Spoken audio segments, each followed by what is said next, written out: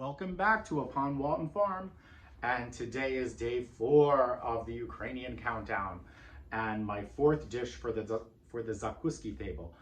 This is going to be a dessert because I'm serving the zakuski as a reception, and therefore I'm not having a long meal afterward in which you would have the dessert at the end. If it was a traditional Ukrainian meal, you would have your zakuski or hors d'oeuvres, you would have your main, it would be a rather big long meal, and then dessert finally. So I am doing a mango charlotte, and I chose mango because I wanted a beautiful yellow golden color, and I'm going to decorate it with a blue sugared flour, which I thought would be really pretty.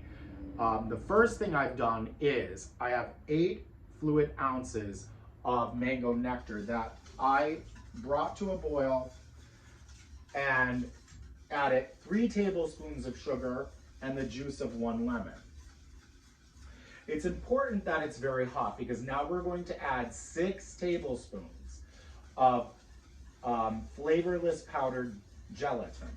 I do prefer to use that than sheets only because what I find is if you make any mistakes, the powdered gelatin, and read it because there's another variety which I don't want to name where if you reheat it or bring it up to a temperature where it begins to melt, it won't reform. This will reform, which I think is very practical when you're making something like this. And so I just want it to come to a little bit of a boil. It was boiling. It has to be very hot or you're going to get clumps of gelatin. Some people say to soften your gelatin in water, and you can do that, but mix it thoroughly and make sure it's tepid water or warm. Okay, my double boiler is really good because we're going to make a custard. So gradually stir in the gelatin and whisk thoroughly. Really move the whisk. Okay, don't wait a second or you're going to get glops in your mixture, and you don't want that. To get a glop of flavorless gelatin in your dessert or anything you might be making, like we've done already 2 aspects where we've used gelatin, do not make sure it's thoroughly mixed. And I'm just putting it in a steady stream, just like so. And that's it. And so then we're going to come back. It's going to be set aside.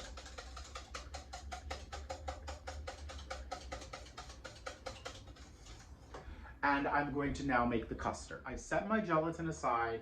I just want it to come to barely room temperature, or room temperature. It can't solidify. It has to stay liquid, but you don't want it to ruin your custard and scramble your eggs later.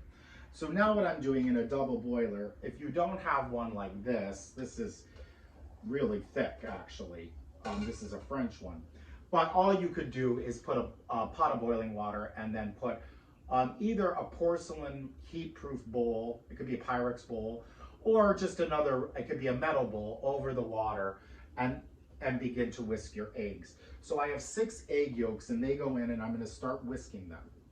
And keep your eye on it, especially if you're using some type of thin metal bowl. You do not want to scramble your eggs. It's going to ruin your custard. So you want to keep a good eye on it, and if you have to leave it for any reason, do so. So we're going to whisk, and that's already thickening immediately. So this was quite hot. So I'm going to take it off for a second or 2 because you don't, again, want to scramble the eggs. And into this is going to go, when it begins to form a ribbon, this is almost there. So I'm going to do it a little longer. We're going to add the sugar, and it is 1 cup of sugar. Preferably pure cane sugar. And I think it's fine to, when it comes in the raw form, it works just fine because the sugar just melts. You necessarily don't need a highly refined sugar. I love a good custard. And this really is a creme anglaise without vanilla flavoring because I'm doing mango and I don't want the vanilla to compete with the mango. And that's looking just perfect. It's a beautiful sheen. You want it to look about a beautiful yellow, and it's thick, like you're making a hollandaise as well. It's so good to learn to make a custard. It's easy, it's delicious. You can make creme brulee out of it. You could use it in all sorts of things. You make a creme patisserie out of it to fill cream puffs and other pastries. This is great. And so we have 1 cup of sugar. So this is a 1/2 cup measurement, so I have to do it twice. And this gets beaten in. I'm running out of sugar.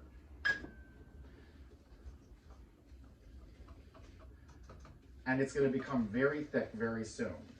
Now, I've already preheated milk, okay? So you want boiling milk, but be careful.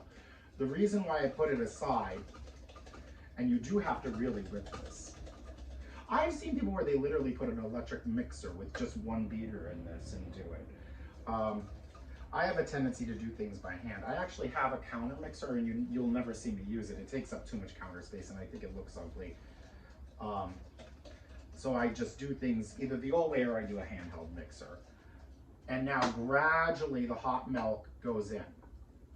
You want to do it in a ribbon because you don't want to overcook your eggs. You're tempering them as you're doing this. And if you're just careful and you watch, you're going to have a delicious, wonderful custard that you could do innumerable things with. And it's perfect, actually. This is doing just what it should do. And if there is a skim on your milk, make sure you remove it. I'm going to put it on the side of my pan.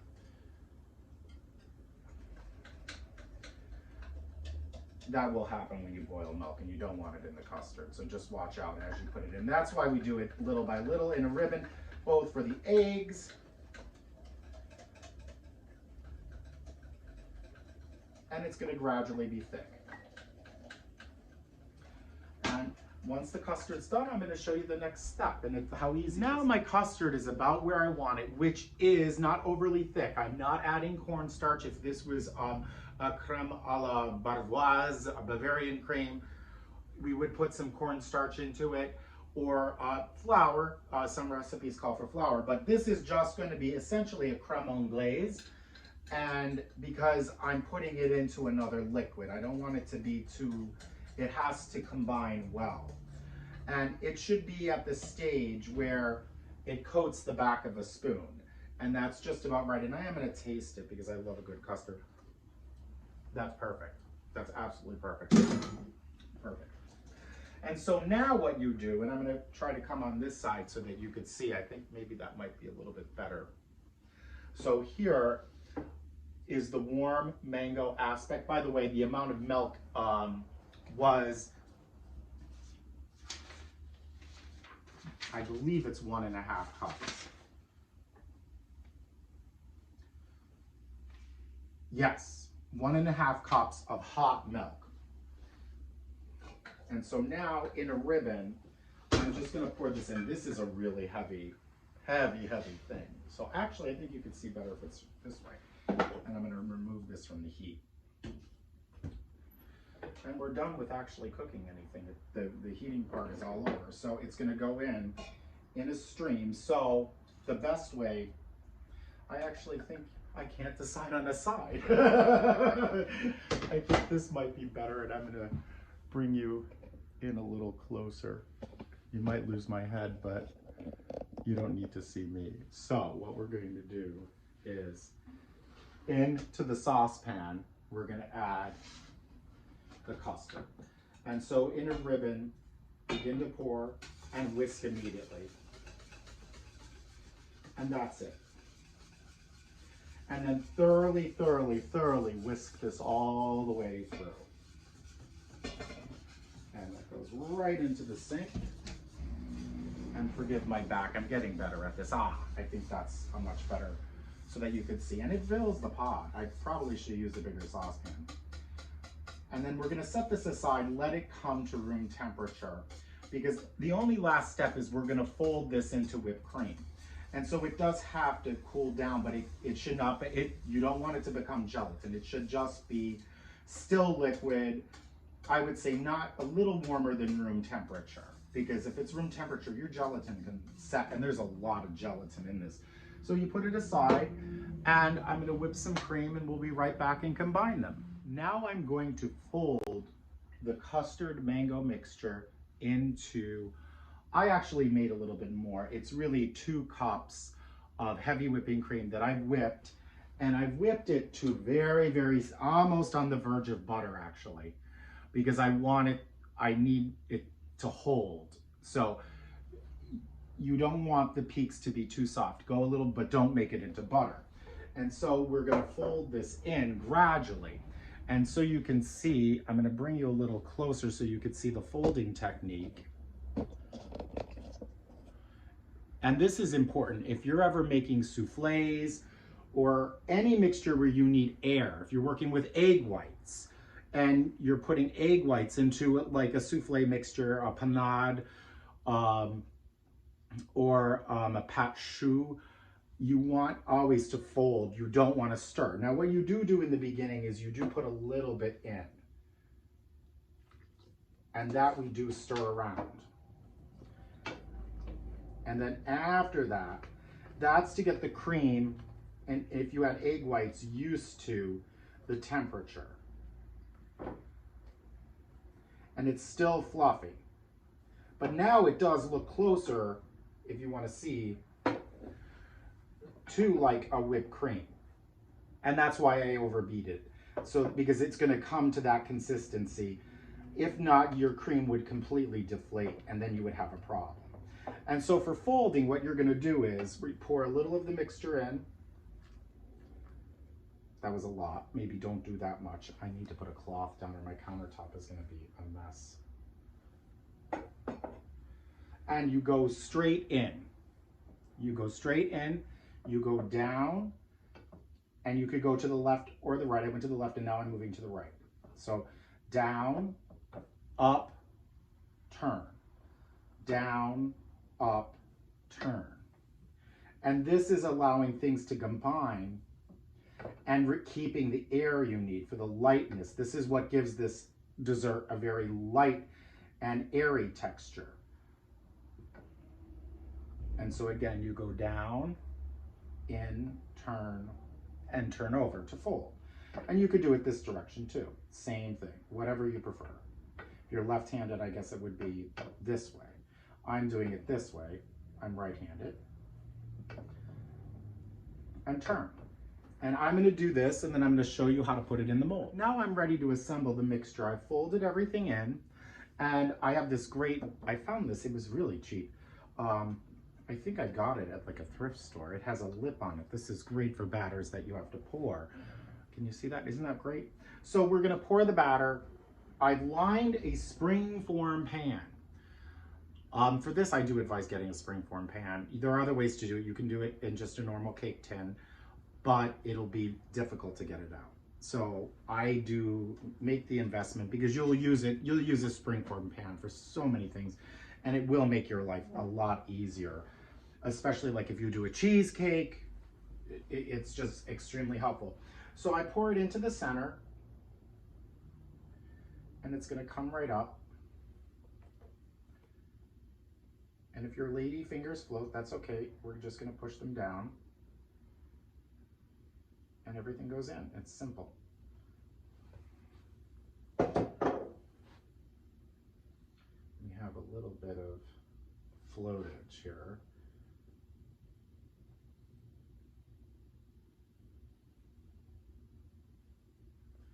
And so what I'm going to do, I'm going to cover this with plastic wrap and just put it in the refrigerator to set at least an hour. You'll be surprised, it's going to form very quickly, but it's better if it's several hours so that it becomes nice and gelatinous.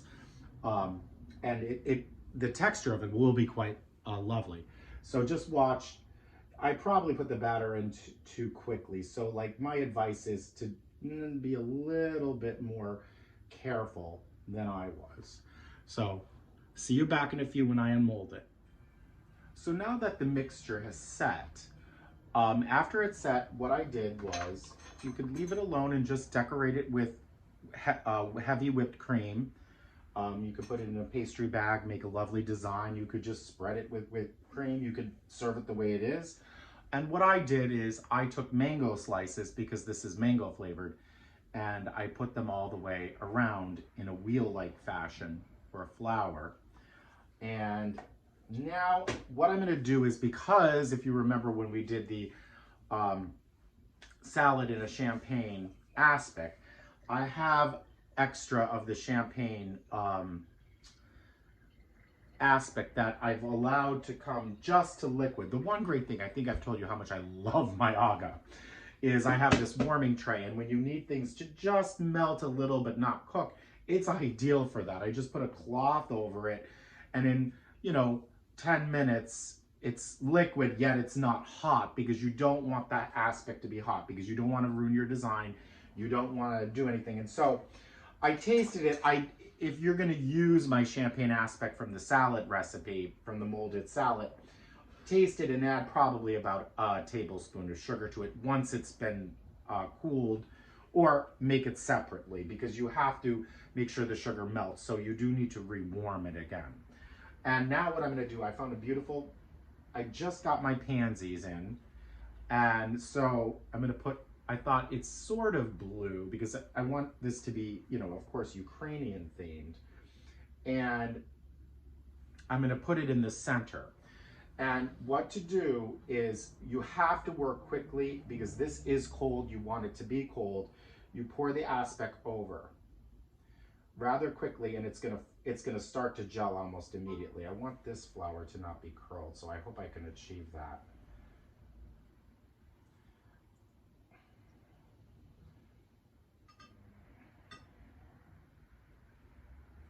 Well, I don't think it's going to cooperate, but it still looks pretty. And so you just put a layer, and then I'll show you how to unmold it. And I'm going to put it up to the lady fingers. You don't have to do this, but it does look very professional if you do.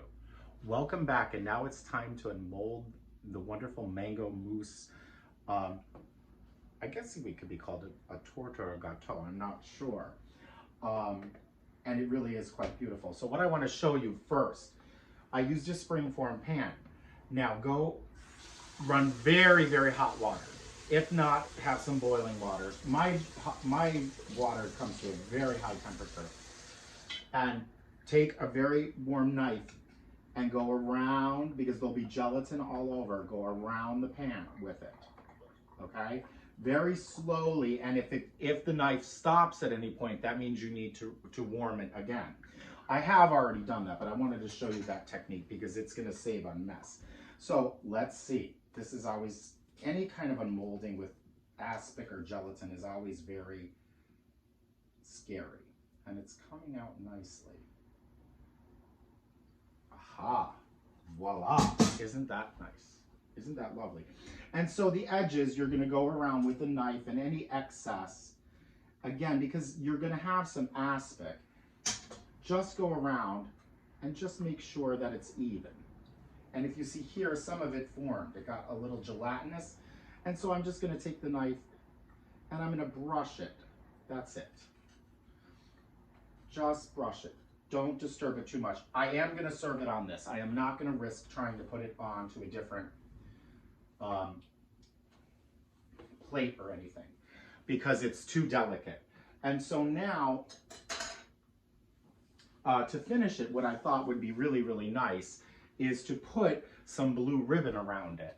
And so I have some lovely, because of the Ukrainian colors, the blue and the gold, I thought it would be really nice. So I'm going to tie a ribbon around the cake, and I'll be right back. Welcome back, and I wanted to show you the finished product. And what I did very simply, I thought what worked rather well, was I tied a very powder blue ribbon around the edge. I don't know if you can see that on through the camera, but also I arranged fresh mango slices around it. So if there was anything in the unmolding, we hid it and made it look perfect. Also, I don't know if you could see, but putting that layer of gelatin, clear gelatin, it's from the champagne salad. And I used it, I sweetened it slightly. It really puts a beautiful finish. Also, your flour won't wilt because it's enclosed in gelatin. it's gonna stay perfect for your buffet because this is for tomorrow. And so I wanted to get it ready in advance. So we have finally the 5th dish done, and see you tomorrow for the nasleniki, or the blini, or whatever you want to call them, the Eastern European pancakes or crepes. Thank you. And remember to please click like if you enjoyed this video.